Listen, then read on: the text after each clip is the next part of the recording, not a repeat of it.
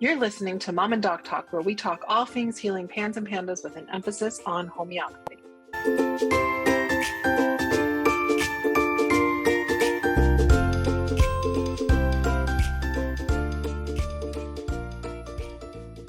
Hi, I'm Jody the mom. And I'm Dr. Bar the Doc, and this is Mom and Doc Talk, where we talk all things healing pans and pandas with a special emphasis on homeopathy. Today, we're talking about medical procedures. And we bring this up because this is something that ends up impacting an awful lot of kids, both because they're either recommended an intensive medical procedure or because they need to get a medical procedure unrelated to PANS and they have implications or impacts from having that medical procedure. Jody, would you like to start with the medical procedures that are often recommended or the ones that are the way kids are impacted by other medical procedures? I think it's easier for me to start with how they're impacted by other medical procedures, because that was played such a big role in what we had going on. And man, I wish I would have been able to listen to this podcast right whenever we had our onset, because it was so confusing for me in the very beginning. I think for both so the first procedure that Avery had was she had some work done on her teeth. And after that, she was, I think that's right around the time where she went and I don't know, I'm getting it all confused. There was 2 different procedures. And I remember after her teeth, the procedures she had with the dentist, things were significantly worse. But I think more than anything, what stands out to me was she had tubes and adenoids. And man, I'm like, I still have trauma from what happened during that procedure, because it was just the wildest. She woke up and just was completely and totally out of control, just screaming, flailing, kicking, biting, going absolutely crazy. And the hospital sent us home like that. And then afterwards, things just got worse and worse. So it was like Avery had PANS, and then all of a sudden, Avery had, like, it was just a completely different level. And at that time, I didn't know anything about, like, I didn't know that the specific things with procedures that could potentially make our kids worse. And so for me, it was really scary, like, what the heck is going on thing. It was very traumatic. And like many parents, you had a lot of these procedures done early on. I think some of them were in the process of trying to figure out what was going on before you actually got the diagnosis of PANS. So we can see when you don't even know what's happening, so you can't possibly prepare, that when your kids are having to go in for like an EGD because of like to check it and see if there's anything going on in their esophageal, gastrointestinal tract, if they're going under for dental stuff because they've got a lot of things going on. And dental things, as we talked about in a previous episode, I think it was episode, I'm going to find here, episode 24, about dental stuff. A lot of kids, they have to get put under to go and get dental work done, especially extensive things. And then, like we talked about in our episode on methylation and genetic SNPs, if people have got variants with how they can handle and process certain things, especially the MTHFR variants, that can make it really hard for them to process the anesthesia that's used in all these procedures. Even something as simple as like laughing gas can be harder for kids who have PANS or PANDAS, and then especially for anybody who has variants with MTHFR, that makes it harder to process folic acid and do methylation in general. And so so a lot of times people will find that they go through these different procedures as part of the diagnostic workup, or that something comes along as part of like another underlying condition that they've got going on that can send them into a little bit of a tailspin. And then you've got the flip side, where there can be some pretty intensive medical procedures that are recommended, including, I always include the tonsillectomy and adenoidectomy, which I know that your daughter had, but not specifically related to PANS. She had it because of recurrent ear infections that she had been experiencing, like basically since birth. But there's a lot of kids who it's recommended as a treatment for PANS, especially if the antibiotics are no longer effective and things like that. So there's the tonsillectomy and adenoidectomy. There's IVIG, which I lump into like a pretty intensive medical procedure. And then plasmapheresis is another one that's not commonly used. It's pretty hard to get approved for plasmapheresis, but it is something that we've got some people who get recommended that for PANDAS treatment. And so even some of these things that are intended to help with the PANS diagnosis can contribute to flares and worsening. And in the tonsillectomy and adenoidectomy, some people, I mean, it must be effective for some people because they wouldn't keep recommending it, right? If it wasn't effective for some people. I will say that I am biased because of my experiences generally with people who have done all of the things and then it wasn't effective, and that's how they found us. So I've seen an awful lot of people who've gotten it done and it didn't really change anything. And if anything, in some cases made things a little bit worse. I personally had my tonsils out when I was 8, and I think that it made things a little bit worse for me because I was already showing some signs of PANS prior to that. And then after the surgery, things really sort of tanked for a while. So there's a whole bunch of things that we could talk about here.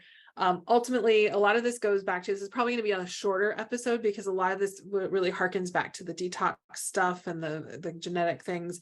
But we just want to acknowledge that these are things that are possible that could happen as a result of it. And Jody, I would love if you would share a little bit about your experience with IVIG. And for those of you guys who don't know what IVIG is, it's intravenous immunoglobulin. So it's basically where we take a bunch of pooled blood products and we get the IG, the immunoglobulins, out, and we use from donors, and then we give them to children who have PANS or PANDAS. It can be used in a lot of other autoimmune conditions. I've lots and lots of different things. So it's not just for PANS and PANDAS that it's recommended. So it can have a lot of side effects. I personally have concerns about it because there are risks where we're dealing with these kids that we've talked about before, Jody, that we're like they're the canaries in the coal mine, and they're so sensitive to all the things. And I have concerns that there are things we don't know to screen out in the pooled blood products that we're using from these thousands of people who are donating to be used on our kids. So I have a little bit of concerns about that. But again, for some people, it's really, really great, so it's like a little niggling concern. It's not like a definite no for it. There are side effects that come with it. And so you have to use high dose steroids to help mitigate some of the side effects, especially like the headaches that can come as a result of it.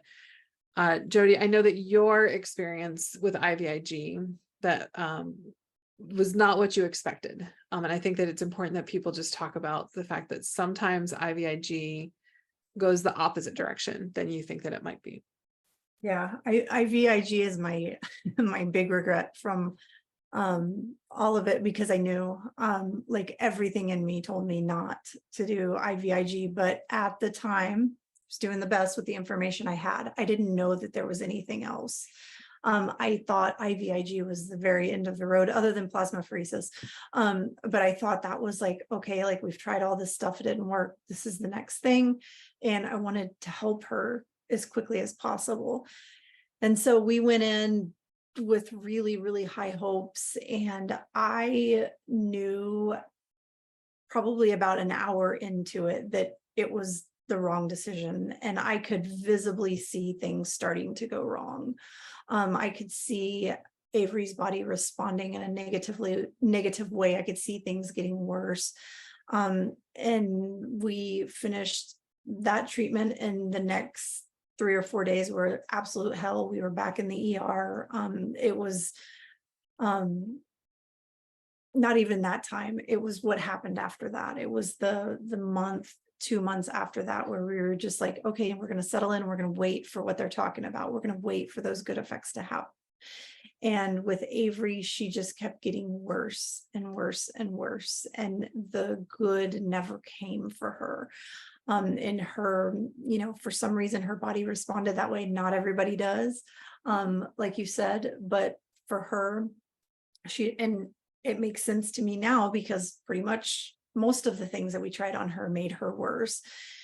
And so for us, IVIG didn't work out. I am I am a big believer and preacher of, we all have to find what works for our children. And I fully acknowledge that removing tonsils helps some kids. Yes. IVIG helps some kids. And that is fantastic. I've also been around for a while, and I've seen enough of those kids regress. I've seen lots of moms say, but I got the tonsils out. Why is it back? Or we've been doing monthly IVIG for 2 years. Why are the symptoms back? And so this is again why I always go back to homeopathy and fixing the actual susceptibility, as opposed to, I hate that some kids have to do the regular IVIG forever and ever. And even with Avery, I'll correct you on something you said earlier. I fought so hard to get her tonsils out. And we did a sleep Yeah. study and everything. And he said, no, he's like, no, it's not medically necessary. We're not going to add anything else, not taking him out. I was devastated because he wouldn't take her tonsils out. And she healed with those tonsils in her head. So that thing is very much possible, but I want everyone to fully heal. I want everyone to address susceptibility, everyone that can, to address susceptibility, so we don't have to depend on these things forever. I always revert back to homeopathy. So, we don't, Yeah. you know what I'm saying? Yeah, well, beyond just the addressing the susceptibility and like having to like go through the constantly and ever escalating levels of medical procedures that can tend to happen when you don't address the susceptibility, homeopathy can help if you've had a kiddo who has gone through a medical procedure and had a negative reaction to it, because that negative reaction is itself part of the susceptibility, right? And so that's one of the things that's beautiful about homeopathy, is that it's not just looking at like this thing and then this thing and then this thing as if they're separate. It's really recognizing that the totality of what a person is experiencing in a state of unwellness is all connected to that same internal susceptibility and that attunement of the vital force. And so Samuel Hahnemann, even the founder of homeopathy, he even talks about in one of his writings, it's in his book Lesser Writings, that from like years and years and years ago. He was a prolific writer. I mean, obviously years and years ago, like the man died in the 1800s, so obviously years and years ago. So he even talked about how the reaction that people have to medication, so like medication side effects, and that would include procedural side effects or side effects from medications used in procedures, that homeopathy can help with, because that is part of their susceptibility, like the specific way that they react, or the specific side effects that they get. And the same thing would be true for healing from the trauma of a procedure itself, that we can, our bodies will heal on their own in most cases. And then if we're having any complications from a procedure, the way that our body is having a complication is again specific to our unique susceptibility, and the right stimulus from homeopathy can help to nudge the body in the right direction so that we can heal from that as well. Anything else that you want to add to for parents? Any like big hugs for people like that? Like you said that you wish you'd listened to this episode before you'd gone through all of the stuff with your daughter early on. What would you have liked to have said to yourself, or what could you offer to past Jody that she might have needed to hear? I think the very first thing was just like knowing that it's a possibility that it might happen, but also like, I'll borrow your saying, is don't borrow trouble, because it doesn't necessarily mean it's going to happen with every child. But if it does happen, it's a thing. It can potentially happen. It's part of it. It's really traumatic, but typically, as time goes on, things do get better. And with healing, like you were just saying, homeopathy can help kind of help the body recover from all of that. And also as a mom, help you recover from whatever trauma you've been through. But again, I don't want anybody to take this that's at the very beginning of their PANS journey and be like, oh my gosh, we have to do all of these things and this thing is going to happen because Avery had an MRI where she had to be sedated. She had a endoscopy. She had those things and she was totally okay through them. It was the other procedures that were rough on her. So I don't want you to like borrow stress and worry, because it's not necessarily going to happen with all of our kids. But if it does happen, there's things that can help kind of calm that. Yeah.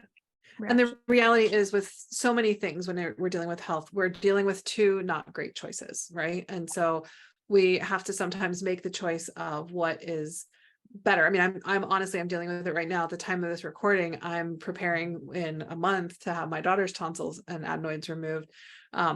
Not because she has PANS, but because she has obstruction when she's sleeping, and her tonsils do get a bit smaller. Like right now, they're a little bit smaller. They're still pretty big, but they're a little bit smaller. And so I'm like, oh, am I making the right decision? But the reality is, like, if she can't sleep, because she's choking herself awake all the time, it's a problem, right? And so the reality is, if you are a parent who is in that place where you are facing one of those decisions, like this or this, and they both seem really difficult, make a decision, and homeopathy can help you with whatever the decision is and whatever possible side effects. You might be lucky and have no issues at all.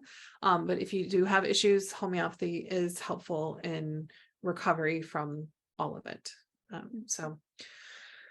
All right. We're going to wrap for today. And the next episode, the next several episodes, we're going to get into the nitty gritty of homeopathy and making sure, we talk about it in probably every episode, we've talked about it at least a little bit. So now we're going to get into a lot of the details about what homeopathy is, how a remedy is selected, finding remedies, like how the process really works.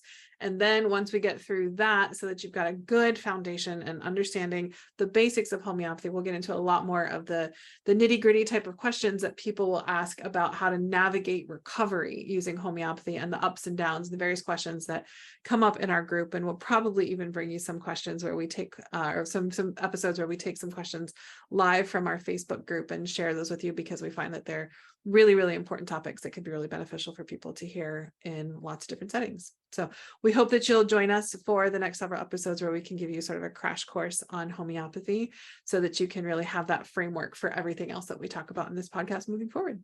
So hopefully you've enjoyed it until so far. Please give us feedback. Send us any thoughts that you have, questions that you have, things that you would love to hear us talk about, to podcast@resiliencenaturopathic.com. The email will be in the show notes. As always, we would love to have you join us in our Facebook group, and let us know how things are doing and how we could serve you more. Until next time, guys, take care. Right. We hope you found this episode helpful, hopeful, and inspiring. We try to get a new episode out every week. You can make sure you don't miss any by following us on Spotify or subscribing to our channel on YouTube. If you want to connect with us more, join our Facebook group, Homeopathy for Pans and Pandas, where we have exclusive weekly videos and answer your questions about, you guessed it, homeopathy for pans and pandas throughout the week. If you are already a member, give us a shout out and let us know what you thought about this episode. If you aren't on Facebook and would like to reach us, you can email us at podcast@resiliencenaturopathic.com. Until next time, take care, and remember, this won't be forever.